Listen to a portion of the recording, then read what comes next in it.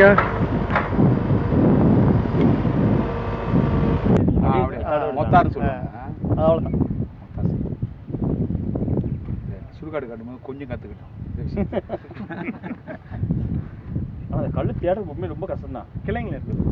சூடாகணுன்னே அந்த கல் வந்து இருந்துச்சுன்னா ஐபீம் கவர் பண்ணும்.